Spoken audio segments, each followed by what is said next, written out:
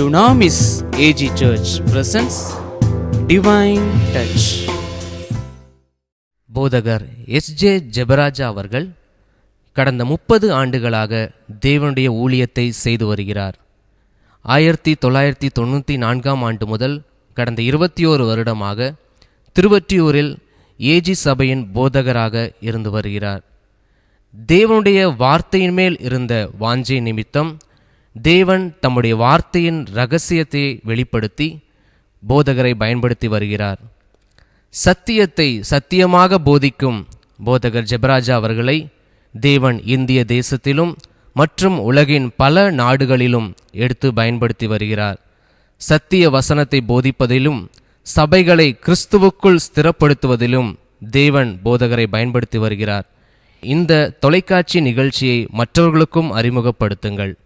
கர்த்தர் தாமே உங்களை ஆசீர்வதிப்பாராக.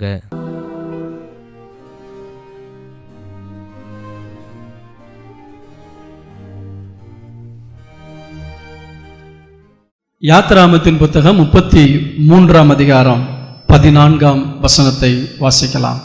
அதற்கு அவர், என் சமூகம் உனக்கு முன்பாக செல்லும், நான் உனக்கு இளைப்பாறுதல் தருவேன் என்றார்.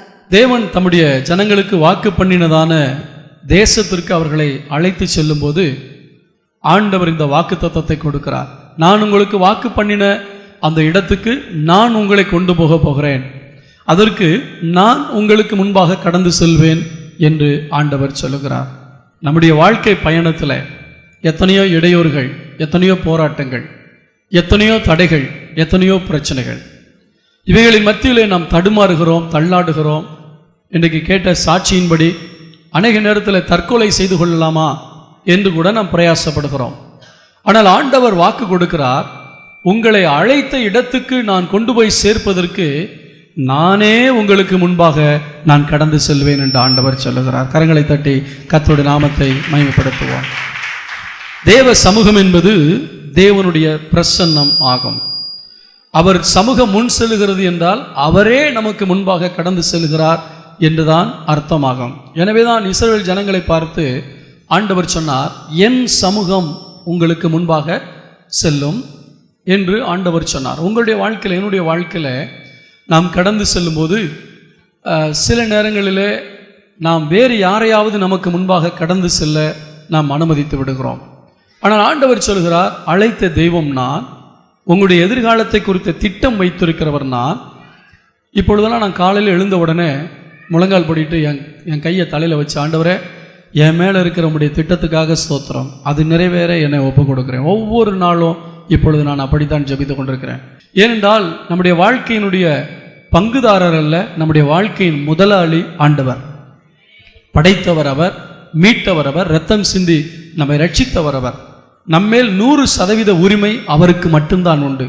நம்மை நேசிக்கிறவர்கள் இருக்கலாம், நமக்கு கொடுக்கிறவர்கள் இருக்கலாம், நமக்கு வேலை கொடுக்கிறவர்கள் இருக்கலாம், முதலாளிகள் இருக்கலாம். ஆனால் நம்மீது 100% உரிமை ஆண்டவர் இயேசுவுக்கு மட்டும்தான் உண்டு. அவர்தான் நம்முடைய வாழ்க்கை குறித்த ஒரு திட்டத்தை வைத்திருக்கிறார். அந்த திட்டத்தை நிறைவேற்றுவதற்கு ஆண்டவர் சொல்கிறார், நான் உனக்கு முன்பாக கடந்து செல்வேன். தேவ பிரசன்னம் நம்முடைய வாழ்க்கையிலே நமக்கு முன்பாக ஒவ்வொரு நாளும் கடந்து செல்ல வேண்டும். அந்த பிரசன்னம் கடந்து செல்லுமானால் அதனால் கிடைக்கக்கூடிய பயன்கள் என்ன என்பதைத்தான் 3-4 காரியங்களை உங்களோடு கூட நான் பகிர்ந்து கொள்ள ஆசைப்படுகிறேன். அதே வசனத்தை திரும்ப வாசிக்கலாம். அதற்கு அவர், என் சமூகம் உனக்கு முன்பாக செல்லும், நான் உனக்கு இளைப்பாறுதல் தருவேன் என்றார். வனாந்தர பிரயாணத்திலே ஜனங்கள் களைத்து போய், அங்கே மரம் செடி கொடிகள் கிடையாது, இளைப்பாறுவதற்கு எந்த விதமான இடமும் கிடையாது. இப்பொழுதெல்லாம் ஊரில் கிராமங்களில் போகும் பொழுது சுமை தாங்கி என்று ஒன்றை கட்டி வைத்திருப்பார்கள். சுமை சுமக்கிறவர்கள் அந்த காலத்தில் வாகனம் இல்லாமல் நடந்து செல்லும்போது சற்று இளைப்பாறுவதற்காக அந்த சுமை தாங்கி இருக்கும். ஆனால் மரங்கள் இருக்காது. அதற்கு பின்புதான் அசோக மன்னன் அவன் 2 புறங்களிலும் மரங்களை நட்டான் என்று நாம் பாடத்தில் படிக்கிறோம். இப்படி பிரயாணம் போகிறவர்கள் இளைப்பாறுதலுக்காக மரங்களின் அடியிலே அந்த சுமை தாங்கியிலே தங்களுடைய சுமையை இறக்கி வைத்துவிட்டு இளைப்பாறுவதற்காக அந்த சுமை தாங்கியை வைத்திருப்பார்கள். ஆண்டவர் சொல்கிறார், நீங்கள் போகிற வனாந்தரத்தில் எந்த மரங்களும் கிடையாது, எந்த சுமை தாங்கியும் கிடையாது. ஆனால் நான் உங்களுக்கு முன்பாக செல்கிறேன். எதற்கென்றால் பிரயாணத்தில் களைப்பு இருக்கலாம், பிரயாணத்தில் சோர்வு இருக்கலாம், ஆனால் நீங்கள் இளைப்பாறுகிற இடத்தை காட்டுவதற்காக நானே உங்களுக்கு முன்பாக செல்கிறேன், ஏனென்றால் நான் தான் உங்களுக்கு இளைப்பாறுதலை கொடுக்க போகிறேன் என்று ஆண்டவர் சொல்லுகிறார். வாழ்க்கை பயணத்திலே நம்முடைய வாழ்க்கையிலே சோர்வுகள், சோதனைகள், ஏற்ற தாழ்வுகள் இதெல்லாம் வரும் பொழுது நாம் சற்று இளைப்பாறுவதற்கு நமக்கு காரணமாக இருப்பது தேவனுடைய பிரசன்னம் தான். அந்த பிரசன்னம் தான் நம்முடைய களைப்பை போக்குகிறது, நம்முடைய கடினமான சூழ்நிலைகளை மாற்றுகிறது, நம்முடைய கஷ்டங்களை போக்குகிறது. இவைகளெல்லாம் செய்வது தேவனுடைய பிரசன்னம் தான். எனவேதான் நாம் அவருடைய பிரசன்னத்தில் வாழ கற்றுக்கொள்ள வேண்டும். அவருடைய பிரசன்னத்தை எங்கே போய் பெற்றுக்கொள்வது? எங்கும் பெற முடியாது. முழங்கால் படியிட்டு ஜெபித்தால் அவர் நம்மை தேடி வருவார். அவர் நம்முடைய பயணத்திலே அவர் முன்பாக செல்வார். அவருடைய பிரசன்னத்தையும் அவரையும் பிரிக்கவே முடியாது. அவருடைய பிரசன்னம் செல்லுகிறது என்றால் அவர் ஏதோ ஒன்றை நமக்கு முன்பாக அனுப்புகிறார் என்றல்ல, அவரே கண்ணுக்கு காணாத விதத்தில் நமக்கு முன்பாக கடந்து செல்கிறார். அவர் போகும் பொழுது அவர் எதற்காக போகிறார் என்றால் இளைப்பாறுதலை நமக்கு கொடுப்பதற்காக. ஆமென். இந்த 2016 ஆண்டு முழுவதும் நாம் நிம்மதியாக வாழ வேண்டுமானால் தேவ சமூகம் எனக்கு முன்பாக கடந்து செல்ல வேண்டும் என்கிற ஒரு ஜெபம் உங்களுக்குள்ளே காணப்பட வேண்டும். மத்தேயு 11:28 வாசிக்கலாம். வருத்தப்பட்டு பாரம் சுமக்கிறவர்களே, நீங்கள் எல்லாரும் என்னிடத்தில் வாருங்கள், நான் உங்களுக்கு இளைப்பாறுதல் தருவேன். ஆண்டவர் இயேசு புதிய ஏற்பாட்டிலே சொல்கிறார், வாழ்க்கை பயணத்திலே பல கஷ்டங்களின் வழியாய், பல போராட்டங்களின் வழியாய் வருத்தப்பட்டு பாரம் சுமக்கிறவர்களே, வாழ்க்கையில பல வருத்தங்கள், வியாதியினாலும் வேதனையினாலும் கடன் பிரச்சனையினாலும் சோதனைகளினாலும் பல காரியங்களிலே நீங்கள் வருத்தப்பட்டு பாரத்தை சுமந்து கொண்டிருக்கிறீர்கள். எனவேதான் நான் ஆரம்பத்தில் சொன்னேன், பிரயாணத்திலே போகிறவர்கள் சுமைகளை சுமந்து கொண்டு போவார்கள். அது சாப்பாடாக இருக்கலாம், புல்லுக்கட்டாக இருக்கலாம், அல்லது வேறு ஏதாவது அரிசியாக இருக்கலாம், ஏதோ ஒரு சுமை. அந்த சுமையை சுமந்து கொண்டு போகிறவர்கள் இளைப்பாறுவதற்கு ஒரு சுமை தாங்கி அங்கே இருக்கும். ஆனால் புதிய ஏற்பாட்டில் ஆண்டவர் சொல்கிறார், முழு உலகத்துக்கும் ஒரு அழைப்பு கொடுக்கிறார். நீங்க யாரா இருந்தாலும் சரி, எந்த மதமா இருந்தாலும் சரி, எந்த ஜாதியா இருந்தாலும் சரி, நீங்கள் போகிற பாதையிலே உங்களுடைய பாரத்தை இறக்கி வைத்து இளைப்பாறுதல் அடைய வேண்டுமானால் நீங்கள் என்னிடத்தில் வாருங்கள் என்று ஆண்டவர் சொல்லுகிறார். உலகத்தில் 1000 தத்துவங்கள் இருக்கலாம், 1000 மதங்கள் இருக்கலாம், 1000 வழிபாடுகள் இருக்கலாம். ஒரு மனிதனுக்கு இளைப்பாறுதல் வேண்டும் என்றால் இயேசுவிடத்தில் மட்டும்தான் அந்த இளைப்பாறுதல் உண்டு. எனவேதான் ஆண்டவர் சொன்னார், வருத்தப்பட்டு பாரம் சுமக்கிறவர்களே, நீங்கள் எல்லாரும் என்னிடத்தில் வாருங்கள், நான் உங்களுக்கு இளைப்பாறுதல் தருவேன் என்று சொல்லி. கடந்த வெள்ளிக்கிழமையில நான் என்னுடைய தாயாரை எங்களுடைய சொந்த ஊரிலிருந்து அழைத்து வருவதற்காக போயிருந்தேன். எங்களுடைய சொந்த ஊரிலிருந்து திண்டுக்கல் வரைக்கும் ஒரு டாக்ஸி பிடித்து கொண்டு அந்த டாக்ஸியில் வந்து கொண்டே இருந்தோம். அந்த ஊரில் நாங்கள் எவ்வளவு ஐதீகமானவர்கள் என்று எல்லாருக்கும் தெரியும். எங்களுடைய சொந்தக்காரர்கள் அநேகர் பூசாரியாக இருக்கிறார்கள். அப்படிப்பட்ட குடும்பத்தில் தான் நான் பிறந்து வளர்ந்தேன். அந்த வண்டியை ஓட்டி கொண்டு வந்தவனும் எங்களுடைய சொந்த ஊரை சேர்ந்த ஒரு சகோதரன் தான். நான் 35 ஆண்டுகளுக்கு முன்பாக எங்களுடைய சொந்த ஊரை விட்டு வந்தபடினால் அந்த 35 வயதுக்கு மேல் உள்ளவர்கள் தான் எனக்கு தெரியுமே தவிர, இன்னும் சொல்லப்போனால் என் வயதுக்கு ஒத்தவர்கள் தான் தெரியும், மற்ற யாருமே எனக்கு தெரியாது. வந்து கொண்டே இருக்கும் பொழுது அவருக்கு என்னிடத்தில் கேட்டார், நீங்கள் என்ன வேலை செய்கிறீர்கள் என்று கேட்டார். நான் சபையில் போதகராக இருக்கிறேன். மேலெங்கிலும் பார்த்தார், உங்கள் குடும்பமெல்லாம் எப்படி இருக்கு, நீங்கள் ஒரு கிறிஸ்தவனா மாறிட்டீங்களா எப்படின்னார். என்னுடைய வாழ்க்கையினுடைய சரித்திரம், என்னுடைய சாட்சி எல்லாவற்றையும் சொல்லிக்கொண்டே வந்தேன். அவர் கேட்டுக்கொண்டே வரும்பொழுது கடைசியில் கேட்டார், இப்படி இந்த தைப்பூசத்துக்கு நடந்து போகிறார்களே, கால் கடுக்க நடந்து போகிறார்களே, இப்படியெல்லாம் போக வேண்டும் என்று கடவுள் சொல்லியிருக்கிறாரா என்று கேட்டார். இல்லை, நாம் கஷ்டப்படக்கூடாது என்பதற்காக இயேசு கஷ்டப்பட்டார். ஆனால் நம்முடைய மனதில் என்ன எண்ணம் வருகிறது, நான் கஷ்டப்பட்டாலாவது அந்த கடவுள் கண்ணு திறக்காதா, நான் தீய மிதிச்சாலாவது இந்த கடவுள் கண்ணு திறக்காதா, தீச்சட்டி ஏந்தினாலாவது கடவுள் கண்ணு திறக்காதன்ட்டு நமக்கு நாமே பிரமாணங்களை ஏற்படுத்தி கொண்டோம். ஆனால் படைத்த மெய்யான ஒரே ஜீவனுள்ள தேவன் நாம் எந்த விதமான கஷ்டமும் படக்கூடாது என்பதற்காக கல்வாரி சிலுவையிலே நமக்காக அவர் உயிரை கொடுத்தார். கரங்களை தட்டி கர்த்தருடைய நாமத்தை மையப்படுத்துவோம். அவர்கள் அப்படி போய்கொண்டிருக்கும் பொழுது, பாத யாத்திரை போகும் பொழுது ஆங்காங்கே அவர்களுக்கு தண்ணீர் பந்தல் வைத்திருப்பார்கள். சாப்பாடு கொடுப்பதற்கு, பக்தர்களை கவனிப்பதற்கு சில ஏற்பாடுகளை இயக்கங்கள் செய்திருப்பார்கள். ஆனால் உலகம் முழுவதும் இருக்கிற மக்கள் வாழ்க்கை பயணத்திலே தலையிலே சுமையல்ல, இருதயத்திலே சுமையை சுமந்து கொண்டிருக்கிறார்கள். பலவிதமான பாரங்களை சுமந்து கொண்டிருக்கிறார்கள். எங்கே இறக்கி வைப்பது என்று தெரியாமல் தவித்துக் கொண்டிருக்கிறார்கள். இவர்களை பார்த்து என் ஆண்டவர் சொல்லுகிறார், வருத்தப்பட்டு பாரம் சுமக்கிறவர்களே, நீங்கள் எங்கும் போக வேண்டாம், என்னிடத்தில் வருவீர்கள் என்றால் நான் உங்களுக்கு இளைப்பாறுதலை தருவேன். ஒரு அமைதியான வாழ்க்கை, ஒரு சந்தோஷமான வாழ்க்கை, ஒரு டென்ஷன் ஃப்ரீ லைஃபை ஆண்டவர் தருவேன் என்று சொல்லுகிறார். ஒரு அல்லேலூயா சொல்லுவோமா? ஆனால் தேவ சமூகம் நமக்கு முன்பாக செல்லுவதற்கு பதிலாக நம்மில் அநேகர் நம்முடைய வாழ்க்கையிலே முன்மாதிரியாக அல்லது அவங்களுக்கு பின்னாடி நம்ம போகணுங்கிறதுக்காக நமக்கு முன்பாக நண்பர்களை வைத்து விடுகிறோம். அல்லது அனுபவசாலிகளை பார்த்து இவங்க சொன்னா சரியா தான் இருக்குன்னு சொல்லி சிலருடைய வார்த்தையை நம்பி அவங்க சொன்னாங்கன்னா சரியா தான் இருக்குன்னு சொல்லி அனுபவசாலிகளையோ தத்துவங்களையோ நண்பர்களையோ இல்லாவிட்டால் பலவிதமான மத கோட்பாடுகளையோ முன்வைத்து அதை பின்பற்றி கொண்டே போகிறோம். இளைப்பாறுதல் இல்லை. இன்றைக்கு ஒருவேளை என்னுடைய நண்பன் சொன்னா அதனால தான் நான் இப்படி செஞ்சேன், எங்களுடைய அம்மா அப்பா சொன்னாங்க, அம்மா அப்பா சொல்ற நல்ல கருத்துக்களுக்காக ஸ்தோத்திரம். ஆனால் வாழ்க்கையில் உங்களை படைச்ச தெய்வத்தை தவிர வேற யாரும் உங்கள் வாழ்க்கைக்குரிய கருத்துக்களை சொல்லவே முடியாது. எனவே சிலருடைய கருத்துக்களை நாம் ஏற்றுக்கொள்ளலாம், ஆனால் அவர்கள் தான் தெய்வம் என்று நாம் மாற்றிவிடக்கூடாது. அவங்க சொன்னால் எல்லாமே சரியாத்தான் இருக்குன்னு சொல்லி மனிதன் மேல் நம்முடைய நம்பிக்கை வைக்கக்கூடாது. ஏனென்றால் இளைப்பாறுதலை தரக்கூடிய ஒரே ஒருவர் ஆண்டவர் ஆகிய இயேசு கிறிஸ்து. இதை கேட்டுக்கொண்டிருக்கிற கண்பான கர்த்தருடைய பிள்ளையே, வாழ்க்கையில இன்னும் நீ பாரம் சுமந்து தவித்து கொண்டிருப்பாயனால், ஒரு இளைப்பாறுதல் இல்லாமல் குடும்பத்திலே போராட்டங்களும் கண்ணீரும் கவலையுமாக இருக்கும் என்றால் இன்றைக்கு ஒரு தீர்மானம் எடுங்கள். ஆண்டவரே, என் வாழ்க்கையில உம்மை எனக்கு முன்பாக நான் வைக்கிறேன். நீர் எனக்கு முன்பாக கடந்து சென்றால் நான் நிம்மதியாக வாழ முடியும், நான் சமாதானமாக வாழ முடியும், நான் சந்தோஷமாக வாழ முடியும். எனக்கு முன்பாக நீர் செல்லும் ஆண்டவரே என்று சொல்லுங்கள். அதற்கு முன்பு யாரையெல்லாம் வைத்தீர்களோ அதையெல்லாம் ஒதுக்கிவிட்டு, தெய்வமே நீர் எனக்கு முன்பாக செல்லும் என்று சொன்னால் அவர் சொல்கிறார், என் சமூகம் உனக்கு முன்பாக செல்லும், நான் உனக்கு இளைப்பாறுதலை தருவேன் என்று சொல்லுகிறார். சில நேரங்களிலே நாம் தவறி விடுகிறோம்.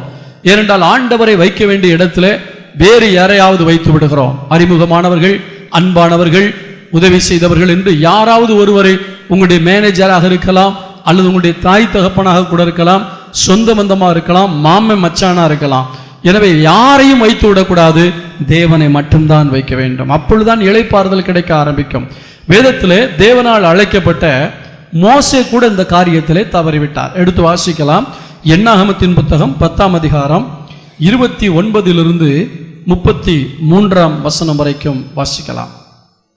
அப்பொழுது மோசே தன் மாமனாகிய ரெகுவேல் என்னும் மீதியானனுடைய குமாரனான ஒபாவை நோக்கி, உங்களுக்கு தருவேன் என்று கர்த்தர் சொன்ன ஸ்தலத்துக்கு நாங்கள் பிரயாணம் போகிறோம், நீயும் எங்களோட கூட வா, உனக்கு நன்மை செய்வோம்.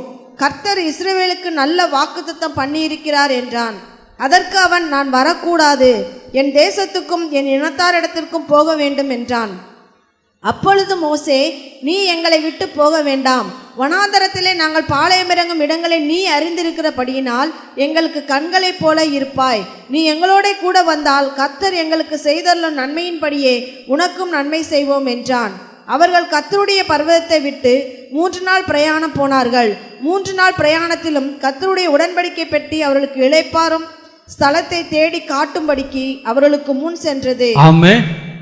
மோசே சொல்லுகிறான் தன்னுடைய மைத்துனனை பார்த்து, தம்பி, இல்லாட்டி மச்சான், மாமா, ஏதோ சொல்லியிருக்கலாம் உறவு முறையில், நாங்கள் போகிற இடத்துல வனாந்தரத்தை எல்லாத்தையுமே நீ நல்லா கற்றுக்கிட்டு இருக்க, உனக்கு எல்லாமே அத்துப்படியா இருக்கு, எனவே நீ எங்கள் கூட வந்தேன்னா எங்களுக்கு கண்ணை போல இருப்ப.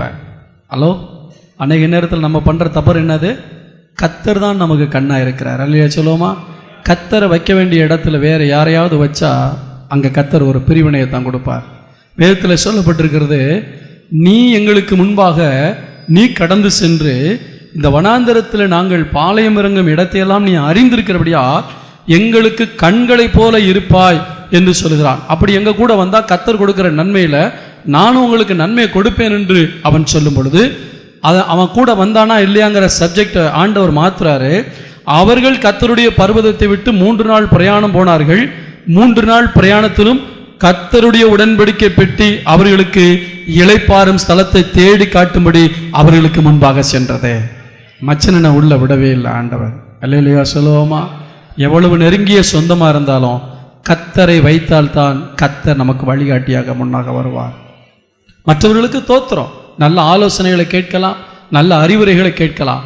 ஆனால் தீர்மானம் எடுப்பது கர்த்தர் சொன்னால் தான் தீர்மானம் எடுக்க வேண்டும். கர்த்தர் சொல்லுவாரா? சொல்லுவார். இப்போ நம்ம சாட்சியை கேட்டோம். கர்த்தருடைய பாதத்தில் அமர்ந்திருந்தால் கர்த்தர் நம்மோடு கூட பேசுவார். அநேக நேரங்களில் என்னிடத்துல சில தீர்மானங்களை மக்கள் கேட்பார்கள், பாஸ்டர் நீங்க சொல்றதை வச்சு நான் முடிவெடுக்கலான்னு நினைக்கிறேன், நீங்க என்ன சொல்றீங்க? நான் சொல்ல மாட்டேன். நல்லது நடந்தா தோத்திரம் பண்ணுவீங்க, கெட்டது நடந்துட்டுனா ஆத்திரம் பண்ணுவீங்க. எதுக்கு வம்புன்ட்டு நான் நீங்க ஜெபம் பண்ணுங்க, கர்த்தர் உங்களோடு பேசுவார் என்று உங்களிடத்தில் விட்டு விடுவேன். நீங்கள் ஜெபம் பண்ணினால் கர்த்தர் உங்களோடு கூட பேசுவார். எனவே எனக்கு அன்பான கர்த்தருடைய பிள்ளைகளே, அனுபவசாலிகள் 1000 பேர் இருக்கலாம், அதற்காய் தோத்திரம். அனுபவசாலிகளிடத்தில் ஆலோசனை கேட்பது தவறு அல்ல. ஆனால் தேவன் நமக்கு இளைப்பாறும் ஸ்தலத்தை காட்டும்படி அவர் நமக்கு முன்பாக கடந்து செல்ல ஆயத்தமாக இருக்கிறார் என்பதை ஒரு நாளும் நாம் மறந்து போய்விடவே கூடாது. உங்களுடைய குடும்ப வாழ்க்கையில, உங்களுடைய வியாபாரத்திலே, உங்களுடைய உறவுகளிலே நீங்க நிம்மதியா இருக்கணும்னா அவருடைய சமூகம்தான் உங்களுக்கு முன் செல்ல வேண்டும். சங்கீதம் 16ஆம் அதிகாரம் 8ஆம் வசனத்துல சங்கீதக்காரனாகிய தாவீது சொல்லுகிறதை கேளுங்கள். கர்த்தரை எப்பொழுதும் எனக்கு முன்பாக வைத்திருக்கிறேன், கர்த்தரை எப்பொழுதும் எனக்கு முன்பாக வைத்திருக்கிறேன், அவர் என் வலது பார்சத்தில் அவர் என் வலது பார்சத்தில் இருக்கிறபடியால் நான் அசைக்கப்படுவதில்லை. தாவீதுனுடைய வாழ்க்கையில எவ்வளவு போராட்டம், எவ்வளவு பிரச்சனை, எவ்வளவு கண்ணீர், எவ்வளவு வனாந்தரம், அத்தனை அனுபவத்திலும் அவன் சந்தோஷமா இருந்ததுக்கு காரணம் என்ன? கர்த்தரை முன்பாய் வைத்திருந்தான். எல்லாவற்றுக்கும் மேலாக தேவன் தான் எனக்கு முன்பாக இருக்க வேண்டும், அவர் சொல்லுகிறபடி நான் நடக்க வேண்டும் என்று கர்த்தரை அவனுக்கு முன்பாக வைத்திருந்தான். முதிர் வயது வரைக்கும் ஆண்டவர் அவனை அற்புதமாய் நடத்தினார். இரண்டாவதாக, ஆண்டவர் நமக்கு முன்பாக நடந்து செல்லும் போது என்ன நடக்கும், அல்லது தேவ பிரசன்னம் நமக்கு முன்பாக செல்லும் போது என்ன நடக்கும், தேவ சமூகம் நமக்கு முன்பாய் செல்லும் போது என்ன நடக்கும்? வாசிக்கலாம். ஏசாயா தீர்க்கதரிசன புத்தகம் 45ஆம் அதிகாரம் 2ஆம் வசனத்தை வாசிக்கலாம். நான் உனக்கு முன்னே போய் கோணலானவைகளை செவ்வையாக்குவேன். அநேக நேரங்களிலே நாம் செய்கிற காரியங்கள் தடைபடுகிறது, இடையூறு ஏற்படுகின்றன, பிரச்சனைகள் வருகின்றன.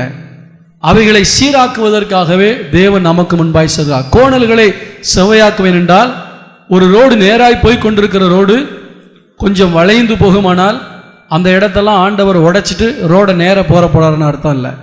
நீங்கள் போகிற பாதையில நீங்கள் எடுக்கிற வியாபாரமோ, படிப்போ, திருமண காரியமோ, வெளிநாட்டு வேலையோ, வெளிநாட்டு சம்பளமோ, எந்த ஒரு காரியமா இருந்தாலும் சரி, பல கோணல்கள் ஏற்படலாம், இடையூறுகள் ஏற்படலாம்.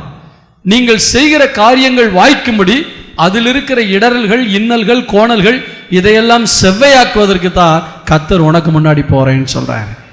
ஆமென். சத்தமா சொல்லுவோமா? எனவே உங்களுடைய வாழ்க்கை பாதையில ஏராளமான தடைகள், வியாபாரத்தை எதை எடுத்தாலும் ஒரே தடை. ஹலோ, கொஞ்சம் யோசிச்சு பாருங்க, யாரை முன்னாடி வச்சிருக்கீங்கன்னு யோசிச்சு பாருங்க. திருமண காரியத்துல எத்தனையோ தடை வருது, யாரை முன்னாடி வச்சிருக்கீங்க, யாரை நம்பி இருக்கீங்க? உங்க பிள்ளை திருமணத்துக்கு மாமா, மச்சான், அண்ணன், தம்பி இவன் செய்வான்னு நினைக்கிறீங்களா? கர்த்தர் எனக்கு செய்வார்னு நினைக்கிறீங்களா? உங்களுடைய வியாபாரத்துல, உங்களுடைய படிப்புல யாரை முன் வைத்திருக்கிறீர்கள்? ஆண்டவர் சொல்லுகிறார், நான் முன் செல்வேனால் உன்னுடைய வியாபாரத்தில், உன்னுடைய பிசினஸ்ல இருக்கிற எல்லா கோணல்களையும் நான் செவ்வையாக்க முடியும். ஆங்கில வேதாகமத்தில் சொல்லப்பட்டிருக்கிறது, மலைகளை எல்லாம் ஒரே லெவல் பண்ணுவேன்னு சொல்லி. மேடு பள்ளங்கள், ஏற்ற இறக்கங்கள்லாம் இருக்கும். சில நேரத்தில் மேலே போற மாதிரி இருக்கும், சில நேரத்தில் டவுன் ஆகும். பிசினஸ் நல்லா ஓஹோன்னு போகும், சில நேரத்தில் பிசினஸ் காலி ஆகிடும், கீழே வந்துடும். ஆண்டவர் சொல்ற இந்த ஏற்ற இறக்கம் இருக்கிறதுக்கு காரணம், நீ இன்னும் உன் பிசினஸ்ல என்ன முன்னாடி வைக்கல. நீ என்ன முன்னாடி வச்சு நான் சொல்றபடி கேட்டு நடந்து பாரு, உன்னுடைய பிரயாணத்தில் இனி மேடு பள்ளங்கள் இல்லாதபடிக்கு எல்லாத்தையும் நான் செவ்வையாக்குவேன். ஆமென். இதுதான் ஆண்டவர் முன்பாக செல்லுகிறார். ஆண்டவர் நமக்கு முன்பாக செல்வதற்கு அர்த்தம் என்ன? அதனுடைய விளைவு என்னவென்றால், முதலாவது இளைப்பாறுதலை தருகிறார், இரண்டாவதாக கோணல்களை செவ்வையாக்குகிறார், அதை இடையூறுகளை மாற்றுகிறார், போகிற காரியம் செவ்வையாகும்படி செய்கிறார். ஒரு சம்பவத்தை நான் உங்களோடு கூட பகிர்ந்து கொள்ளட்டும். ஆபிரகாம் தன் வீட்டில் இருக்கிற வேலைக்காரனை கூப்பிட்டு, என்னுடைய மகனுக்கு பெண் கொள்ளும்படி என்னுடைய சொந்த பந்தங்கள் இருக்கிற தேசத்துக்கு போ என்று சொன்னான். அங்கே போய் ஒரு பெண்ணை கொண்டு வா என்று சொன்னான். இதை மையமாக வச்சு தான் இன்னைக்கு நிறைய பேர் ஜாதி பார்க்குறாங்க. ஆபிரகாம் ஜாதி பார்க்கலையா அப்படின்ட்டு. ஆபிரகாம் ஜாதி பார்க்கல, அந்த குடும்பத்திலிருந்து ஆண்டவர் தெரிந்து கொண்டபடினால் தன்னுடைய குடும்பத்தில் பெண் எடுத்தார். அதற்கு பின்பு மாற்றப்பட்டது, அதெல்லாம் வேறு விஷயம். அப்படி போகும் பொழுது அந்த வேலைக்காரன் கேட்கிறான், பெண் என் பின்னே வரமாட்டேன் என்று சொன்னால் உம்முடைய குமாரனை அங்கே கொண்டு போகலாமா என்று கேட்கிறார். சில நேரத்தில் நாம் என்ன செய்யறோம், பையன்களை வித்து போடுறோம். நல்ல இடத்துல பொண்ணு எடுத்துட்டு பையனை அப்படியே அனுப்பி விட்டுறோம். கர்த்தருக்கு ஸ்தோத்திரம். ஆண்டவர் சொல்லாரு, பையன் அங்கே போகக்கூடாது, பொன் இங்கே வர வேண்டாம், அந்த பெண் இங்கே வர வேண்டும் என்று ஆண்டவர் சொல்கிறார், ஆபிரகாம் சொல்கிறார். அப்ப அந்த வேலைக்காரன் போய் கொண்டே இருக்கிறான். குறிப்பிட்ட இடத்துக்கு போகிறான். ஆபிரகாம் கொடுத்த அட்ரஸை தேடி அங்க போகும் பொழுது ஊர்ல ஏகப்பட்ட பிள்ளைங்க இருக்காங்க. எந்த பிள்ளைய போய் பார்க்கறதுன்னு தெரியலையே. ஆனால் ஒன்று, அவன் ஜெபித்தான். ஆமென் சொல்லுவோமா? ஜெபிக்கும் பொழுதுதான் தேவ சமூகம் நமக்கு முன்னாடி போகும். அவனுக்கும் ஆண்டவருக்கும் சம்பந்தம் இருக்கிறதா? இருக்கிறது. ஆபிரகாமுடைய பக்தி அவனுடைய வேலைக்காரனும் ஆண்டவரை தேடக்கூடிய அளவுக்கு முன்மாதிரியாக இருந்தது. உங்களுக்கு கீழே வேலை பார்க்குறவங்க உங்களை முன்மாதிரியா வைக்க முடியுமா? நேற்றுக்கு ஒரு தம்பி பேசிக்கிட்டு இருந்தான். கிறிஸ்தவ கம்பெனியில் தான் வேலை பார்க்குறான். அவங்க சொல்றது ஒன்று, ஆனால் செய்யறது ஒன்று. அவங்க சொல்றது ரொம்ப ஓவர் சூப்பர் பரிசுத்தத்தை பேசுறாங்க, ஆனால் செய்யறதெல்லாம் பழைய பொருளுக்கெல்லாம் பெயிண்ட் அடிச்சு புதுசுன்னு வித்துடுறாங்க. ஆனால் அவங்க கிறிஸ்தவங்க. வெளியே பார்க்கும்போது பெரிய கிறிஸ்தவங்களை போல நடந்துக்கிறாங்க. அது சாட்சிக்கேடு. கீழே இருக்கவங்க 2-3 பேர் வேலையை விட்டு போயிட்டாங்களாம். ஏன்னா அவர் பண்ற பித்தலாட்டத்தை பார்த்து. எனக்கு அன்பான கர்த்தருடைய பிள்ளைகளே, நீங்க முதலாளியா இருப்பீங்கன்னா உங்களுக்கு கீழே இருக்கவங்க நீங்க கும்பிடுற தெய்வத்தை கும்பிடக்கூடிய அளவுக்கு நீங்க முன்மாதிரியா இருக்கணும். இல்லையா சொல்லுவோமா? உங்களுக்கு கீழே இருக்கவங்க நீங்க ஆராதிக்கிற தெய்வத்தை நாங்களும் ஆராதிக்கிறோன்னு உங்க கூட வரணும். அந்த அளவுக்கு நீங்கள் முன்மாதிரியாக இருக்க வேண்டும். தேவனோடு நீங்கள் நடக்கிறது தெரிய வேண்டும். கொர்நேலி என்று சொல்லக்கூடியதான 100க்கு அதிபதி பேதுருவை அழைத்து வரும்படி தேவதூதனால் கட்டளை பெற்ற போது தன் வீட்டில் இருக்கிற வேலைக்காரன் என்று மட்டுமல்ல பக்தியுள்ள சிலரை அனுப்பினான் என்று சொல்லப்பட்டிருக்கிறது. அப்ப கொர்நேலியும் ஒரு அதிபதி தான், 100க்கு அதிபதி, இராணுவ வீரன். ஆனால் அவனுடைய வாழ்க்கை அவனுக்கு கீழே வேலை பார்க்கக்கூடியவனும் ஆண்டவரை தேடக்கூடிய அளவுக்கு முன்மாதிரியாக இருந்தது. இந்த ஆபிரகாம் ஜெபித்ததை இந்த வேலைக்காரன் பார்த்திருக்கலாம். அவன் எப்படி ஜெபிக்கிறான்? கர்த்தராகிய தேவனே என்று சொல்லவில்லை, என் எஜமானாகிய ஆபிரகாமின் தேவனே என்று தான் ஜெபிக்கிறான். அவனுக்கு ஒரு பர்சனல் ரிலேஷன்ஷிப் இல்லாவிட்டாலும் என் எஜமான் ஜெபிக்கிற அந்த தெய்வம் ஒருவேளை உண்மையானவராக இருக்கிறார், அவர் பதில் கொடுப்பார் என்கிற விசுவாசம் அவனுக்கு இருந்தது. நமக்கு கீழே வேலை பார்க்கிறவங்களுக்கு நம்மளை போல விசுவாசம் இல்லாமல் இருக்கலாம், ஆனால் ஒரு நம்பிக்கை வர வேண்டும். நம்ம கும்புற தெய்வம் அவர் பதில் கொடுக்கிற தெய்வங்கிற நம்பிக்கையை நம்ம ஊட்டணும். அதுக்கு நம்முடைய சாட்சிகளை சொல்லணும். நம்முடைய வாழ்க்கையில் நடக்கிற சம்பவங்களை அவர்களோடு கூட பகிர்ந்து கொள்ள வேண்டும். எனக்கு அன்பான கர்த்தருடைய பிள்ளைகளே, இந்த வேலைக்காரன் போகும் பொழுது ஜெபிக்கிறான். என்ன தெரியுமா? அந்த ஜெபத்தை எடுத்து வாசிக்கலாமா? ஆதியாகமத்தின் புத்தகம் 24ஆம் அதிகாரத்துக்கு என்னோடு கூட திருப்பிக் கொள்ளுங்கள். 24:12. என் எஜமானாகிய ஆபிரகாமுக்கு தேவனாய் இருக்கிற கர்த்தாவே, அதாவது என் தேவனாகிய கர்த்தாவேன்னு கூட சொல்றதுக்கு அவனுக்கு கூச்சமா இருந்தது. அந்த அளவுக்கு தேவனோடு அவனுக்கு உறவு இருந்ததா இல்லையான்னு தெரியல. ஆனா எப்படி ஜெபிக்கிறான் பாருங்க. என் எஜமானாகிய ஆபிரகாமுக்கு தேவனாய் இருக்கிற கர்த்தாவே, இன்றைக்கு நீர் எனக்கு காரியம் சித்திக்க பண்ணி என் எஜமானாகிய ஆபிரகாமுக்கு தயவு செய்தருளும். அப்படின்னா என்ன அர்த்தம்? நீங்க முன்னாடி வாங்கப்பா, நீங்க தான் இந்த காரியத்தை வாய்க்க பண்ணணும்.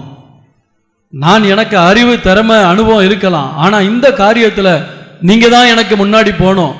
ஏன்னா என் எஜமானன் ஜெபித்து எத்தனையோ காரியங்களை நீர் சித்திக்க பண்ணி இருக்கிறீர், நீர் இந்த காரியங்களை வாய்க்க பண்ணி இருக்கிறீர். அதே தெய்வத்திடத்தில் நானும் ஜெபிக்கிறேன், என்னுடைய காரியம் வாய்க்க வேண்டும் என்று அவன் ஜெபிக்கிறான். ஜெபிக்கும் பொழுது சில அடையாளங்களை கேட்டு ஜெபிக்கிறான். முதல்ல வர்ற பெண்ணிட்ட நான் தண்ணி கொடுன்னு கேட்பேன், அவ எனக்கு தண்ணி கொடுக்கணும். உனக்கு மட்டும் இல்லை, உன் ஒட்டகங்களுக்கெல்லாம் நான் கொடுக்கிறேன் என்று அவள் ஒட்டகங்களுக்கும் வார்க்க வேண்டும். அப்படிப்பட்ட பெண் எவளோ அவளே என் எஜமானுடைய குமாரனுக்கு நீர் நியமித்த பெண் என்பதை நான் தெரிந்து கொள்வேன் என்று சொன்னார். அதே போல ரெபேக்காள் வந்தாள். நல்ல கவனிங்க, இந்த ஜெபத்துக்கு பதில் வேற எந்த பெண்ணுமே முதல்ல வரவிடாம சரியான நேரத்துக்கு கர்த்தர் அவளை வரவழைத்தார். எத்தனை பேர் இது தேவ செயல் நினைக்கிறீங்க? வேற எவ்வளவு வந்திருந்த காரியம் என்ன ஆகுறது? அப்ப முதல்ல ஜெபம் பண்ணதுக்கு ஐயோ இவ இப்படி செய்யலையேன்னு குழம்பி போயிருப்பான், ஜெபத்துக்கு பதில் வரலையேன்னு குழம்பி போயிடுப்பான். அப்ப ஆண்டவரிடத்துல ஜெபிக்கும் போது அவர் சமூகம் முன் செல்லும். எதுக்கு? எந்த கோணலும் வந்துடக்கூடாது, எந்த மிஸ்டேக் வந்துடக்கூடாது, எந்த பிரச்சனையும் வந்துடக்கூடாது. அவர் முன் சென்று காரியங்களை சீராக்குவதற்காக அவரே முன் செல்கிறார்.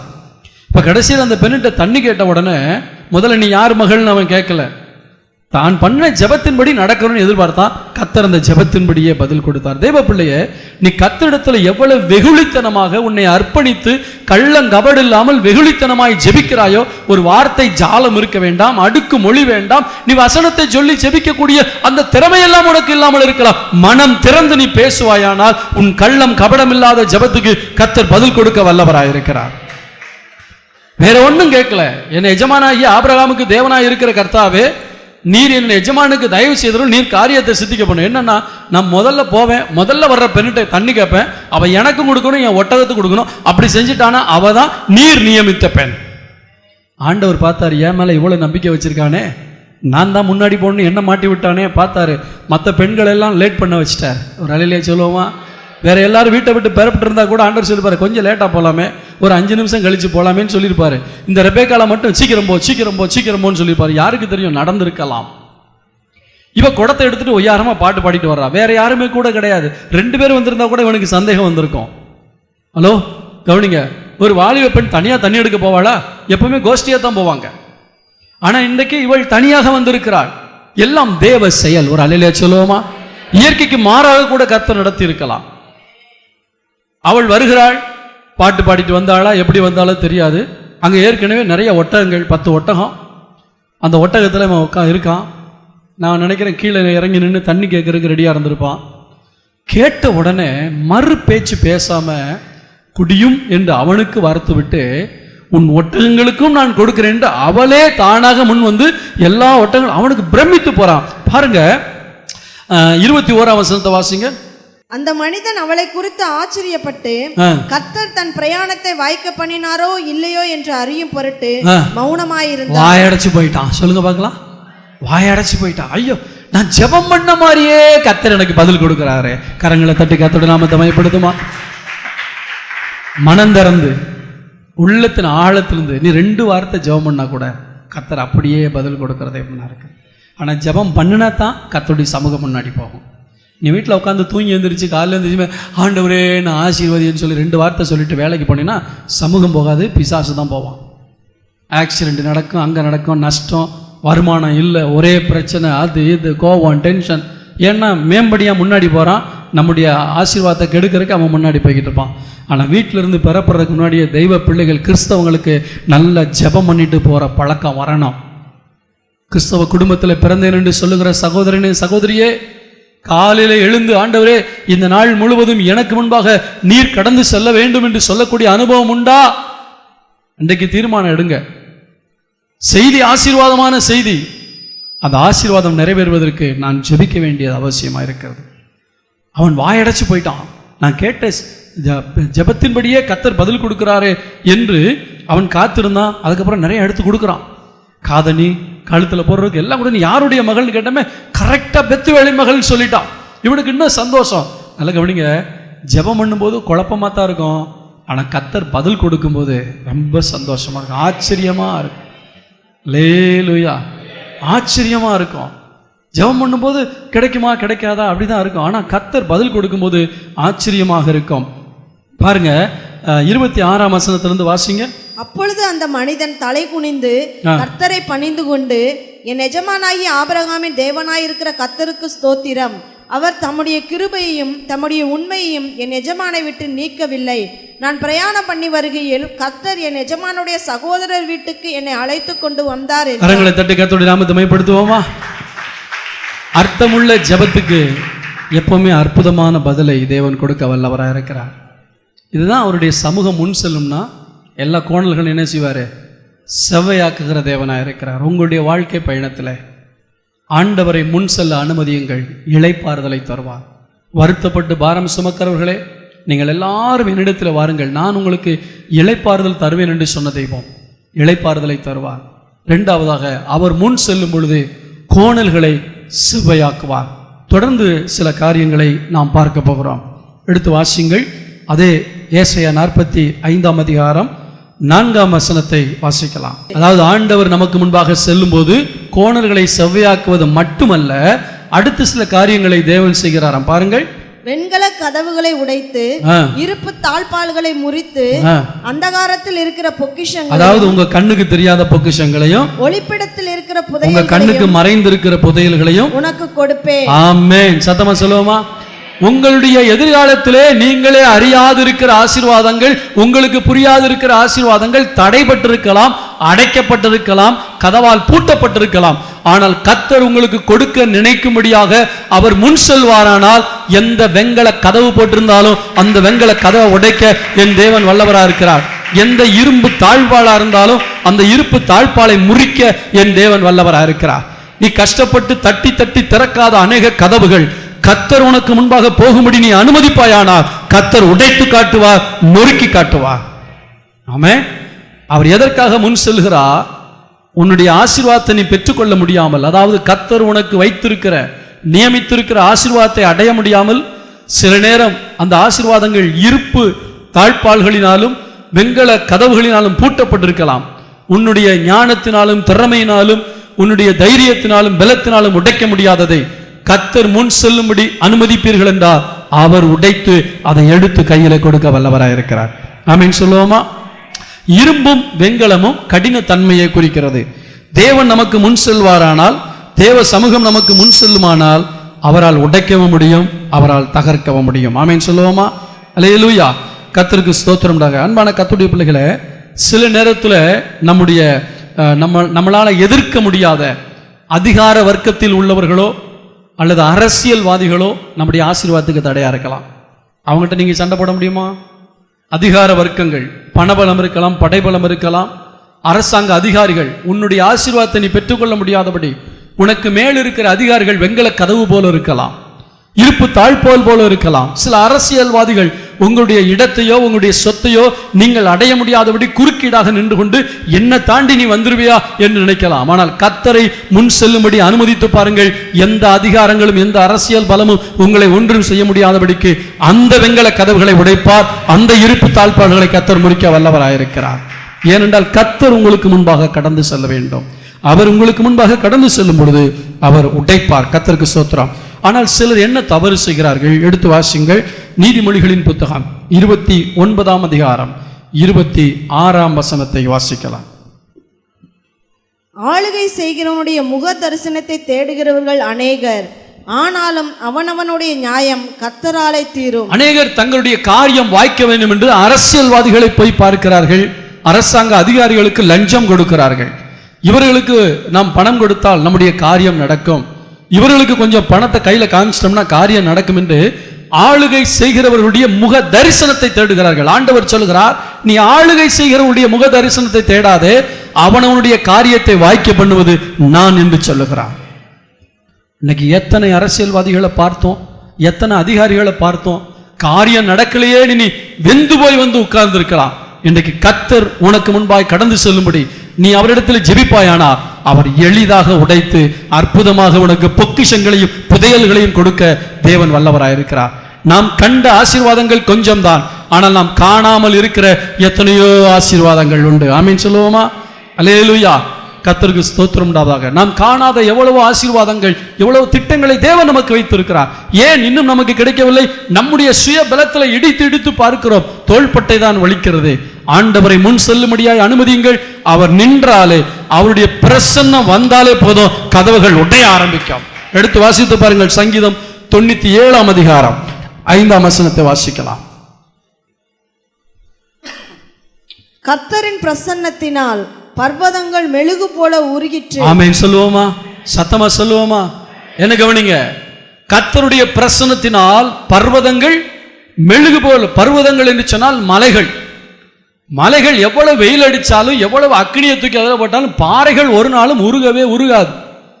இதனுடைய அர்த்தம் என்ன? எவ்வளவு கடினமான மனிதனா இருந்தாலும் சரி, எவ்வளவு கடினமான சூழ்நிலையா இருந்தாலும் சரி, எவ்வளவு கடினமான போராட்டமா இருந்தாலும் சரி, நீ ஜெபித்து அந்த இடத்தில் தேவ பிரசன்னத்தை இறக்கி பழக்குவாயானால் அந்த பிரசன்னத்தில் அந்த பர்வதங்கள் மெழுகு போல உருகி போகும் என்று கர்த்தர் சொல்லுகிறார்.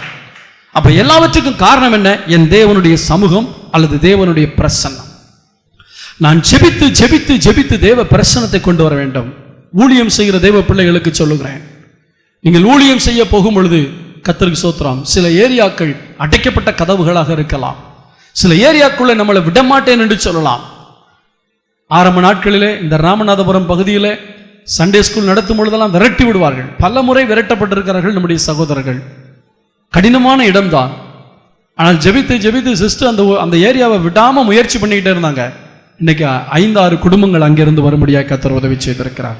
கர்த்தர் முன்பாக செல்லும் பொழுது அந்த இடங்களை ஆண்டவர் திறக்க வல்லவராயிருக்கிறார். கர்த்தருக்கு ஸ்தோத்திரம். எனவேதான் சொல்கிறேன், ஊழியத்துக்கு செல்லும் பொழுது உங்களுடைய அறிவு, ஞானம், திறமை, அனுபவம் இவைகளை விட நீங்கள் தேவ சமூகத்தில் ஜெபித்து ஜெபித்து தேவ பிரசன்னத்தை சுமந்து கொண்டு நீங்கள் ஊழியத்துக்கு போவீங்கன்னா உங்க மேல இருக்கிற அந்த பிரசன்னம் பேய்களை விரட்டும், நோய்களை போக்கும், பிசாசுடைய கோட்டைகளை தகர்க்கும். ஆமேன்னு சொல்லுவோமா? ஏதோ நம்ம வழக்கமா போற மாதிரி ஊழியத்துக்கு போனீங்கன்னா வழக்கமா ஒன்றும் இல்லாம தான் வருவோம். ஊழியத்துக்கு போறதுக்கு முன்னாடி நல்ல தேவ பிள்ளைகள் செய்ய வேண்டியது, வீண் கதை பேசக்கூடாது, யாரை பத்தியும் பேசக்கூடாது, ஊழியத்தை தவிர தேவையில்லாத எந்த வார்த்தையும் பேசக்கூடாது. அப்படி பேசினீங்கன்னா போற ஊழியம் அவுட்டு. தேவ பிரசன்னத்தை சுமந்து கொண்டு போக வேண்டும். ஆண்டவரே, நாங்கள் போகிற ஏரியாக்கள் இருக்கிற பிசாசுகள் அலறி எடுத்து ஓடணும். அங்க இருக்கிற வியாதியஸ்தர்களுக்காக நாங்கள் ஜெபிக்கும் போது அற்புதம் நடக்கணும். சுமந்துட்டு போங்க. எதை? தேவ பிரசன்னத்தை. அந்த பிரசனம் உங்களுக்கு முன்பாக போகும் பொழுது பர்வதங்கள் போல் இருக்கிற எல்லா பிரச்சனைகளையும் மெழுகு போல உருகும்படியாய் கத்தர் உதவி செய்ய. கடினமான இருதயம், நான்லாம் மாற மாட்டேன்னு சொல்றவங்களை கூட கத்தர் மெழுகு போல உருக வைக்க வல்லவராயிருக்கிறார். ஆமேன் சொல்லுவோமா? அல்லேலூயா. கர்த்தருக்கு ஸ்தோத்திரம். பேதுருவும் யோவானும் மற்ற அப்போஸ்தலர்களும் எப்படி அற்புதம் செய்தார்கள், எப்படி சுவிசேஷ ஊழியம் செய்வது என்று கற்றுக்கொண்டார்களா, அல்லது எப்படி வியாதிகளை சுகமாக்குவது என்று ஏதாவது கலாசாலையில அல்லது கான்ஃபரன்ஸ் ஹாலில் உட்கார்ந்து கத்துக்கிட்டு வந்தாங்களா, எங்கேயாவது செமினார் போனாங்களா? ஒண்ணுமே தெரியாது. அவங்க இயேசுவை பார்த்தாங்க. ராத்திரி மனுஷன் தேவ சமூகத்தில் உட்கார்றாரு. பிதாவுடைய சமூகத்தில் இருக்கும் பொழுது தேவ பிரசன்னம் அவர் மேல், அவரே தேவன் தான், அவர் மேல் தேவ பிரசன்னம் இறங்குகிறது. அடுத்த நாள் போறாரு. பிசாசுகள் பார்த்த உடனே, ஐயோ தேவனுடைய குமாரனே, காலம் வருமுன்னே எங்களை கஷ்டப்படுத்த வந்தீரான்னு இவர் பேசுறதுக்கு முன்னாடி அது அலறுது. தேவ பிள்ளையே, நீ தேவ சமூகத்துல உட்கார்ந்து ஜெபம் பண்ணிட்டு ஊழியத்துக்கு போனேன்னா நீ போற இடத்துல இருக்கிற பிசாசு நீ பேசுறதுக்கு முன்னாடி அது பேசும். எத்தனை பேர் விசுவாசிக்கிறீங்க? அல்லேலூயா. போற இடத்துல கர்த்தர் கிரியை செய்வார். ஊழியம் செய்கிற பிள்ளைகள் தேவ பிரசன்னத்தை சுமந்து கொண்டு செல்ல நீங்கள் கற்றுக்கொள்ள வேண்டும். பேதுருவும் யோவானும் அப்படியே போறாங்க, தேவ பிரசன்னத்துல போறாங்க. அதாவது நல்ல கவனிங்க, ஆலயத்துக்கு போறவங்களுக்கு நான் ஒரு பாடத்தை கற்றுக் கொடுக்கிறேன். பேதுருவும் யோவானும் ஜெபம் பண்றதுக்கு தான் தேவாலயத்துக்கு போறாங்க இல்லையா? 3ஆம் அதிகாரத்துல, அப்போஸ்தலர் 3ஆம் அதிகாரத்துல அவங்க ஜெபம் பண்றதுக்கு தான் தேவாலயத்துக்கு போறாங்க. ஆனா ஜெபம் பண்றதுக்கு போறதுக்கு முன்னாடி வீட்டுல ஜெபம் பண்ணிட்டு தேவ பிரசன்னத்தோட வர்றாங்க. ஞாயிற்றுக்கிழமை ஆராதனைக்கு வர்றது அங்க போய் ஜெபம் பண்ணிக்கிறலாம், பாஸ்ட் ஜெபம் பண்ண வரல, அந்த ஆராதனையில உட்காந்துட்டு வரலான்னு சொல்லாத. காலையிலே எழுந்து, நல்லா சொல்றேன், ஊழியம் செய்யறவங்களுக்கு விசேஷமா சொல்றேன், நீங்க மற்ற நாளை விட ஞாயிற்றுக்கிழமை தான் காலையில் எழுந்திரிச்சு அதிகமா ஜெபிக்கணும். இன்னைக்கு ஒரு நாளைக்காவது நல்லா தூங்குறேன்னு சொல்லக்கூடாது. கர்த்தருக்காக தியாகம் அதுதான். அந்த ஞாயிற்றுக்கிழமை காலையில் எந்திரிச்சு நல்ல தேவ பிரசன்னத்தில் நின்றுட்டு நீங்க வரணும். அப்பதான் இங்க வந்த உடனே பாடுற பாட்டு உங்களுக்கு இன்னும் கொஞ்சம் உற்சாகமா இருக்கும். எரிகிற எண்ணெய், தீயில எண்ணெய் ஊத்தினா இன்னும் கப்புன்னு பிடிக்கிற மாதிரி ஏற்கனவே நீங்க தேவ பிரசன்னத்தை சுமந்துட்டு வந்திருப்பீங்க. இங்க வந்து பாட்டு ஆராதனை நடத்தின உடனே கையை தூக்கி ஆராதிங்க, சத்தமா ஆராதிங்க, கையை அசைச்சா, இதெல்லாம் சொல்லணுங்கிற அவசியமே இல்லை. அது பாட்டுக்கு பத்துக்கிட்டு எரிய ஆரம்பிக்கும். ஒரு அலையில சொல்லுவோமா? வீட்டில் நல்லா ஜெபம் பண்ணிட்டு வாங்க. இவங்க ஜெபம் பண்ணிட்டு தேவாலயத்துக்கு வர்றாங்க. வரும் பொழுது சப்பானியை பார்க்குறாங்க, ஏதாவது கிடைக்குமான்னு கேட்டா, அவர்கள் என்னிடத்தில் பொண்ணு வெள்ளி இல்லை, என்னிடத்தில் உள்ளதை தருக. என்னிடத்துல என்ன இருக்கு? என்னிடத்துல தேவ பிரசன்னம் இருக்கிறது. அந்த தேவ பிரசன்னத்துக்குள்ளே வல்லமை இருக்கிறது. அந்த தேவ பிரசன்னத்துக்குள்ளே வரங்கள் இருக்கிறது. தேவ பிரசன்னத்தை சுமந்து கொண்டு ஊழியத்துக்கு வருவாயானா, தேவ பிரசன்னத்தை சுமந்து கொண்டு கர்த்தருடைய சமூகத்துக்கு வருவாயானா, உன்னை பார்த்த மாத்திரத்தில் பிசாசுகள் நடுங்கும். நீ ஜெபிக்கும் பொழுது வியாதிகள் மறைந்து போகும். கர்த்தருக்கு ஸ்தோத்திரம் உண்டாவதாக. தன்மான கர்த்தருடைய பிள்ளைகளை, மேற்கண்ட காரியங்கள் உங்களுடைய வாழ்க்கையில் நடக்க வேண்டுமா? இன்னும் சொல்ல போனா தேவ சமூகத்தில் என்ன இருக்குங்கிறதுக்கு ஒன்று சொல்ல. சங்கீதம் 16ஆம் அதிகாரம் 11ஆம் வசனத்தை வாசிங்கள். சங்கீதம் 16:11. ஜீவ மார்க்கத்தை எனக்கு தெரியப்படுத்துவீர், ஜீவ மார்க்கத்தை எனக்கு தெரியப்படுத்துவீர், உம்முடைய சமூகத்தில், உம்முடைய சமூகத்தில் பரிபூரண ஆனந்தமும், பரிபூரண ஆனந்தமும், உம்முடைய வலது பார்சத்தில் நித்திய பேரின்பமும் உண்டு. 21ஆம் சங்கீதம் 6ஆம் வசனத்தை வாசிக்கலாம். அவரை நித்திய ஆசீர்வாதங்களாக்குகிறீர், அவரை உம்முடைய சமூகத்தின் மகிழ்ச்சியினால், அவரை உம்முடைய சமூகத்தின் மகிழ்ச்சியினால் பூரிப்பாக்குகிறீர். இந்த 2 வசனத்திலும் சொல்லப்பட்ட காரியம் என்ன? தேவ சமூகத்தில் சந்தோஷம் இருக்கிறது. கரங்களை தட்டி கர்த்தருடைய நாமத்தை மகிமைப்படுத்துவோமா? முதலாவது, தேவ சமூகத்திலே தேவ பிரசன்னம் உனக்கு முன்பாய் செல்லுமானால், தேவ சமூகம் உனக்கு முன்பாய் செல்லுமானால் கர்த்தர் உங்களுக்கு இளைப்பாறுதலை கொடுக்கிறார். இரண்டாவதாக, தேவ சமூகம் உங்களுக்கு முன்பாக செல்லுமானால் கோணல்களை கர்த்தர் சபையாக்குகிறார். போகிற காரியங்கள் வாய்க்கும்படியாக முன்பாக போய் கோணல்களை சரியாக்குகிறார். அடைபட்ட ஆசீர்வாதங்களை நமக்கு உடைத்து கொடுக்கும்படி அவருடைய பிரசன்னம் போகிறது. அந்த பிரசன்னம் கடினமான காரியங்களை உடைத்து ஆசீர்வாதங்களை நமக்கு கொண்டு வருகிறது. இதெல்லாம் நீங்கள் தேவ சமூகத்தில் இருக்கும் பொழுது கர்த்தர் உங்களுக்கு செய்யக்கூடிய காரியங்கள். இந்த வசனத்தை நீங்கள் பார்க்கும் பொழுது, தேவ சமூகத்தில் நீங்கள் அமர்ந்திருக்கும் பொழுது, தேவ சமூகம் உங்களுக்கு முன்பாக போகும் பொழுது உங்களுக்கு இளைப்பாறுதல் கிடைக்கும், உங்களுக்கு காரியம் ஜெயமாய் முடியும். ஆனால் தேவ பிரசன்னத்தில் நீங்கள் அமரும் பொழுது சந்தோஷத்தை கர்த்தர் கொடுக்கிறார். ஆமே. சினிமா தியேட்டர்ல உட்காரும் பொழுது சந்தோஷம் கிடைக்குதா? டிவி முன்னாடி என்னதான் உட்கார்ந்தாலும் பொழுதுதான் போகுதே தவிர சந்தோஷம் கிடைக்காது. எந்த கிளப்ல போய் உட்கார்ந்தாலும், எந்த டாஸ்மார்க் கடையில் போய் உட்கார்ந்தாலும் சந்தோஷம் கிடைக்குதா? இருக்கிறதும் போயிடுது. ஆனா கர்த்தருடைய சமூகத்தில் தான் சந்தோஷம் இருக்கிறது. ஆமே. அந்த கர்த்தருடைய சமூகத்துக்கு வந்து அமரும் பொழுதுதான் கவலையெல்லாம் மறக்கணும். கவலைகள் மறப்பேன், கருத்துடன் துதிப்பேன். பக்தன் பாடுகிறார். ஆண்டவரே உந்தன் சமூகத்தில் இந்த ஒரு நாள் ஆண்டுடைய சமூகத்தில் உட்கார்ந்துருக்கும் பொழுது இந்த பாடலை கர்த்தர் கொடுத்தார். உந்தன் சமூகத்தில் வரும் பொழுதெல்லாம் உள்ள மகிழ்ச்சியால் பொங்கிடுது.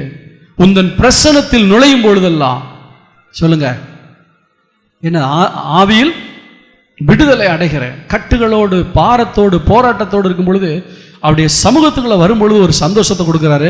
அந்த பிரசன்னத்துக்குள்ள நுழைய ஆரம்பிச்சிட்டோம்னா நம்மளை கட்டி இருக்கிற எல்லா கட்டுகளும் நம்மளை விட்டு விலக ஆரம்பிக்கும். அல்லேலூயா கர்த்தர். எனவே உங்க வாழ்க்கையில சந்தோஷம் வேணும்னா தேவ சமூகத்தில் அமர்ந்திருக்க வேண்டும். கடைசியாக ஒரு காரியத்தை சொல்லுகிறேன். தேவ சமூகம் உங்களுக்கு முன்பாக செல்லும் பொழுது என்ன கிடைக்கும்? 2 சாமுவேலின் புத்தகம் 5ஆம் அதிகாரம் 24ஆம் வசனத்தை வாசிக்கலாம். 2 சாமுவேல் 5ஆம் அதிகாரம் 24ஆம் வசனம். முசுக்கொட்டை செடிகளின் நுனிகளிலே செல்லுகிற இரைச்சலை நீ கேட்கும் போது சீக்கிரமாய் எழும்பிப்போம். அப்பொழுது பெலிஸ்தரின் பாளையத்தை முறியடிக்க கர்த்தர் உனக்கு முன்பாக புறப்பட்டு. நான் ஆரம்பத்திலே சொன்னேன், தேவ சமூகம் முன் செல்லுகிறது என்றாலும் தேவன் முன் செல்லுகிறார் என்றாலும் ஒன்றுதான். ஏனென்றால் தேவ சமூகத்தையும் தேவ பிரசன்னத்தையும் தேவனையும் பிரிக்க முடியாது.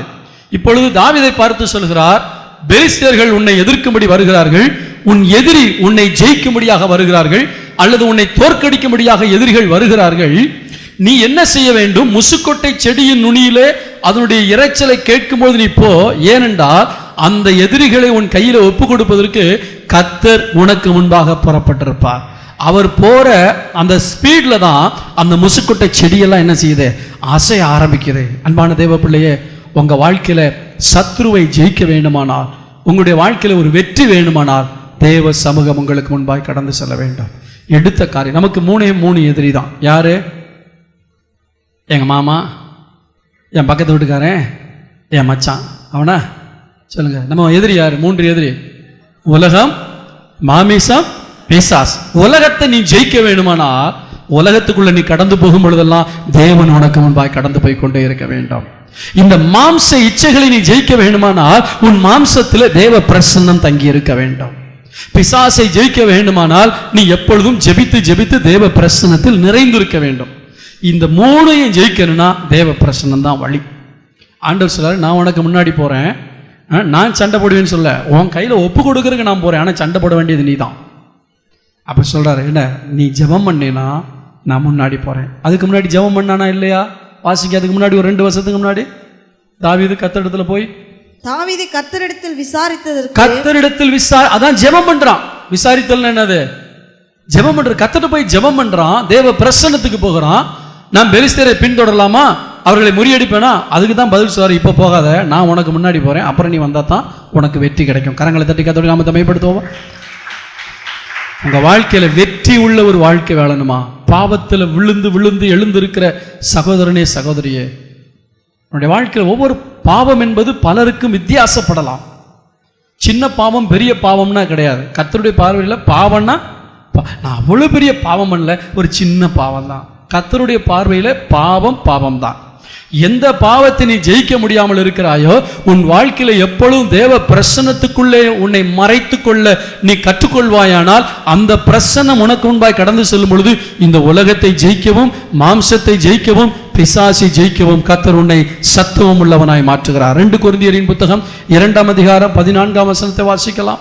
2 கொரிந்தியர் 2ஆம் அதிகாரம் 14ஆம் வசனம். கிறிஸ்துவுக்குள் எப்பொழுதும் எங்களை வெற்றி சிறக்க பண்ணி. ஆண்டவர் நம்மளை எப்பொழுதாவது வெற்றி சிறக்க பண்ணுகிறாரா? எப்பொழுதும் வெற்றி சிறக்க பண்ணுகிறாரா? எப்பொழுதும். கிறிஸ்துவுக்குள் நான் வாழும் பொழுது, அதாவது கிறிஸ்து எனக்கு முன்பாக இருக்கும் பொழுது, அவருடைய பிரசன்னம் எனக்கு முன்பாக கடந்து செல்லும்படி நான் வாழும் பொழுது, நான் ஜெபிக்கும் பொழுது எப்பவுமே எனக்கு வெற்றியை கொடுக்கிறார். ரோமர் 8ஆம் அதிகாரம் 37ஆம் வசனத்தையும் வாசிக்கலாம். இவை எல்லாவற்றிலையும் நாம் நம்மில் அன்பு கூறுகிறவர்களாலே முற்றும் ஜெயம் கொள்ளுகிறவர்களாய் இருக்கிறோமே. அதற்கு முந்தின வசனத்துல ஒரு லிஸ்ட் போடுறார். இதெல்லாம் என் வாழ்க்கையில நடந்தாலும் என் வாழ்க்கை தோல்வி அடையாது, இவை எல்லாவற்றிலையும் நாம் நம்மில் அன்பு கூறுகிறவராலே முற்றிலும் ஜெயம் கொள்ளுகிறவர்களாக இருக்கிறோமே. அப்படி என்றால் அதுக்கு முந்தின வசனம் 36ஆம் வசனத்தை வாசிங்க. கிறிஸ்துவின் அன்பை விட்டு நம்மை பிரிப்பவன் யார்? உபத்திரவமோ, வியாகுலமோ, துன்பமோ, பசியோ, நிர்வாணமோ, நாசமோசமோ, பட்டயமோ. நல்ல கவனிங்க. உபத்திரவம் சூழ்நிலையின் மூலமாக, சமுதாயத்தின் மூலமாய் வரக்கூடியது. வியாகுலம் வாழ்க்கையில் நடைபெறுகிற சம்பவங்கள் மூலமாய். துன்பம், பசி அதாவது தரித்திரம், நிர்வாணம், நாசமோசங்கள், எதிர்ப்புகள், எதிரிகளுடைய பட்டயங்கள், இதெல்லாம் என்னுடைய வாழ்க்கையில வந்தாலும் என்னால் ஜெயிக்க முடியும். ஏனால் என்னை நேசிக்க ஒருவர் இருக்கிறார், அவர் எனக்கு முன்பாக செல்வாரானால் அந்த கிறிஸ்துவினாலே இவை எல்லாவற்றிலும் நான் முற்றும் ஜெயம் கொள்ள வல்லவனாக இருக்கிறேன். ஒரு வாரம் ஜெயிக்குது, ஒரு மாசம் ஜெயம் கிடைக்குது, அடுத்த மாசத்துல நான் விழுந்துடுறேனே. கர்த்தர் முன்பாக செல்ல அனுமதிப்பீர்கள் என்றால் முற்றும் ஜெயம் எடுக்க கர்த்தர் நமக்கு பலன் கொடுக்கிறவராக இருக்கிறார். ஆமென் சொல்லுவோமா? அல்லேலூயா. கர்த்தருடைய பரிசுத்த நாமத்துக்கு மகிமை உண்டாவதாக. 2 தெசலோனிக்கேயர் 2ஆம் அதிகாரம் 8ஆம் வசனத்துல பின்பகுதி சொல்லப்பட்டிருக்கிறது. அவனை கர்த்தர் தம்முடைய வாயின் சுவாசத்தினாலே அழித்து தம்முடைய வருகையின் பிரசனத்தினாலே நாசம் பண்ணுவார். பிசாசுகளை துரத்த கர்த்தருக்கு வல்லமை உண்டு அவருடைய பிரசனத்தில். நாம் அவருடைய பிரசனத்தை சுமந்து செல்லும் பொழுது உலகம், மாமிசம், பிசாசை ஜெயித்து ஒரு ஜெயமுள்ள வாழ்க்கை வாழ முடியும். இதெல்லாம் நீங்க செய்யணும்னா டெய்லி அவருடைய சமூகத்தை தேடணும். சங்கீதம் 105:4 சொல்லப்பட்டிருக்கிறது, கர்த்தரை நித்தமும் அவருடைய சமூகத்தை தேடுங்கள். ஒரு அல்லையா சொல்லுவோமா? சில நேரங்களில் சந்தோஷமா கர்த்தரை தேட முடியாது. துன்பம், துயரம், வேதனை, வியாகுலம் இதெல்லாம் இருக்கும். அதுக்கு தான் சங்கீதக்காரன் 62ஆம் சங்கீதம் 8ஆம் வசனத்துல சொல்றான், அவருடைய சமூகத்துல உங்க இருதயத்தை ஊத்துங்கன்னு சொல்றான். ஆமீன் சொல்லுவோமா?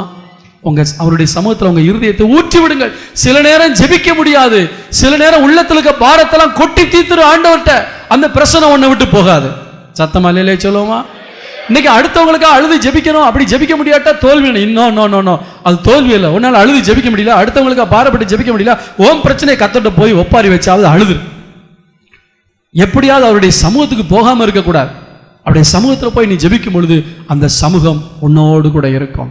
நித்தமும் அதை தேட வேண்டும், நித்தமும் தேவ சமூகத்தை தேட வேண்டும். இருதயத்தை ஊற்றி விடுங்கள்.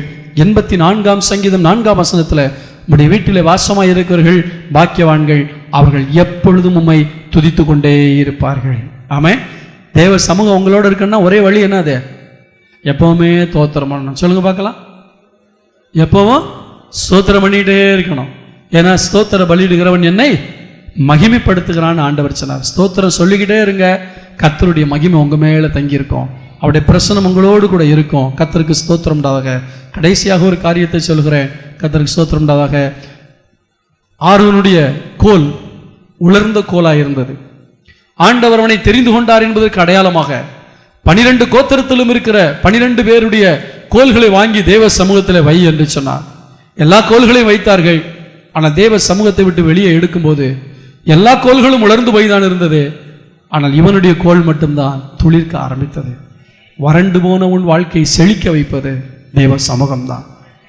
ஒருவேளை பல ஆண்டுகளாக இலை உதிர்ந்த மரத்தை போல் இருக்கிறேனே, என் வாழ்க்கை வனாந்தரத்தை போல இருக்கிறதே, வறண்ட நிலமாக இருக்கிறதே என்று அங்கலாய்த்து போய் வந்திருக்கிறாயா? கர்த்தர் சொல்கிறார், நீ என் சமூகத்தில் அமர்ந்திருக்க கற்றுக்கொள், உன் சுக வாழ்வு சீக்கிரமாய் துளிர்க்க ஆரம்பிக்கும். முழங்கால் படியிடுவோமா? ஆண்டவரை நோக்கி பார்ப்போம். ஆண்டவரே, எல்லாவற்றுக்கும் காரணம் உங்களுடைய பிரசன்னம். நான் ஏற்கனவே உங்களுக்கு சொன்னேன், இந்த ஆண்டு முழுவதும் 12 மாதங்களும் ஸ்தோத்திரம் 51 வாரங்களும் ஒவ்வொரு புத்தகத்தில் இருக்கிற ஒவ்வொரு வாக்கு தத்தத்தை எடுத்து அது நிறைவேறுவதற்காக நாம் ஜெபிக்க போகிறோம் என்று சொல்லி, கடந்த வாரத்திலே உன் பெயரை பெருமைப்படுத்துவேன் என்று கர்த்தர் நம்மோடு பேசினார். அதற்கு நாம் என்ன செய்ய வேண்டும் என்று பேசினார். இந்த வாரத்திலே நான் உனக்கு முன்பாக செல்வேன் என்று சொல்லி இருக்கிறார். தேவ பிள்ளையை, உன் வாழ்க்கையில் இளைப்பாறுதல் இல்லையா? கண்ணீரும் கவலையும் போராட்டமாய் இருக்கிறதா? கர்த்தர் சொல்லுகிறார், நான் உனக்கு இளைப்பாறுதலை தருவேன். உன் குடும்பத்தில் இருக்கிற புயல் ஓய போகிறது, உன் குடும்பத்தில் இருக்கிற கண்ணீர் மாறப்போகிறது, ஓ ஹல்லேலூயா. ஜெபம் பண்ணும், ஆண்டவரே நான் எப்பொழுதும் உங்கள் சமூகத்தில் இருக்கணும். எனக்கு முன்னாடி அனுபவசாலிகளை விட்டதெல்லாம் மாறட்டும், அண்ணன் தம்பிகளை விட்டதெல்லாம் மாறட்டும், சொந்த பந்தங்களை விட்டதெல்லாம் மாறட்டும். உங்களை வைக்க வேண்டிய இடத்துல நான் மற்றவங்களை வச்சதுக்காக கேட்கிற ஆண்டவரே, மன்னிப்பு கேட்கிற ஆண்டவரே, உங்களை முன்பாக வைக்கிறேன். கர்த்தரை எப்பொழுதும் எனக்கு முன்பாக வைத்திருக்கிறேன். அவருடைய ஆலோசனையின்படி நடக்க விரும்புகிறேன். தேவ சமூகம் எனக்கு முன்பாக கடந்து செல்லட்டும். என் வாழ்க்கையில பல கோணல்கள், நிறைய காரியம், நினைச்ச காரியம் நடக்க மாட்டேங்குது ஆண்டவரே. வியாபாரத்தில் ஒரு விருத்தி இல்லை ஆண்டவரே, படிப்புல ஒரு முன்னேற்றம் இல்லை ஆண்டவரே, திருமண காரியத்துல தடையா இருக்கு ஆண்டவரே, எடுக்கிற காரியம் வாய்க்க மாட்டேங்குது. உங்க சமூகம் முன் சென்றா போதும், கோணல்களை எல்லாம் சுவையாக்குவீங்க. அநேக வருடமா நான் முயற்சி எடுத்தோம், சில ஆசீர்வாதம் எனக்கு வரமாட்டேங்குது, அங்கலாய்க்கிறாயா? கர்த்தர் சொல்கிறார், என் சமூகம் உனக்கு முன்பாக போகும்படி நீ ஜெபிப்பாயானால் எவ்வளவு அடைபட்ட இடத்தில் இருந்தாலும் அதை உடைத்து நொறுக்கி உனக்கு கொடுக்க என்னால் முடியும். ஜெபிப்பாயா, ஜெபிப்பாயா, ஜெபிப்பாயா. ஹல்லேலூயா, ஹல்லேலூயா. ஆண்டவரே உமக்கு ஸ்தோத்திரம். கர்த்தர் எங்களுக்கு முன்பாக கடந்து செல்லும் பொழுது ஜெயம் கொடுக்கிற தேவனாய் இருக்கிறீர், சத்துருவை ஜெயிக்கிற தேவனாய் இருக்கிறீர். நாங்கள் ஒரு ஜெயமுள்ள வாழ்க்கை வாழும்படி எங்களை நடத்துகிறதுக்காய் ஸ்தோத்திரம். உம்முடைய சமூகத்தில் தான் எங்களுக்கு நிம்மதி இருக்குப்பா. உங்க சமூகத்தில் தான் எங்களுக்கு சந்தோஷம் இருக்கு ஆண்டவரே. அப்பா, உம்முடைய சமூகத்தின் பரிபூர்ணமான சந்தோஷத்தினாலே எங்களை நிரப்புகிறீர்கள். இதுவரைக்கும் சந்தோஷத்தை தேடி எங்கெங்கோ போய் தோல்வி அடைந்து வந்திருந்தா, இன்றைக்கு உம்முடைய சமூகத்தில் மட்டும்தான் சந்தோஷம் இருக்கிறது என்பதை உம்முடைய பிள்ளைகள் தெரிந்து கொள்ள கிருபை தாரும். எங்களுடைய வாழ்க்கை துளிர்க்கிற இடம் உம்முடைய சமூகம் என்பதை நாங்கள் நினைத்து உம்மை துதிக்கிறோம், ஸ்தோத்திரிக்கிறோம். எப்பொழுதும் ஜெபித்து உம்முடைய சமூகத்துக்கு பின்பாக நாங்கள் கடந்து வர எங்களுக்கு அனுகிரகம் செய்வீராக. இயேசுவின் நாமத்தில் வேண்டிக் கொள்கிறோம் நல்ல பிதாவே. எங்கள் சபையின் ஆராதனை விவரங்கள்: டுனாமிஸ் ஏஜி சபை, எண் 35, 9வது தெரு, ஜோதி நகர், திருவொற்றியூர், சென்னை 19 என்ற முகவரியில் ஞாயிற்றுக்கிழமை தோறும் காலை 7:30 மணிக்கு முதல் ஆராதனை நடைபெறும். மேலும் எண் 860 TH ரோட், தேரடி, அன்னை சிவகாமி மகால் அருகில், திருவொற்றியூர், சென்னை 19 என்ற முகவரியில் காலை 10:30 மணிக்கு இரண்டாவது ஆராதனையும் மாலை 6:30 மணிக்கு மாலை ஆராதனையும் நடைபெறும். மேலும் இதே முகவரியில் செவ்வாய்க்கிழமை தோறும் வேதப்பாட வகுப்புகள் நடைபெறும். எங்களோடு சேர்ந்து தேவனை ஆராதிக்க விரும்பினால் உங்களையும் அன்போடு அழைக்கிறோம்.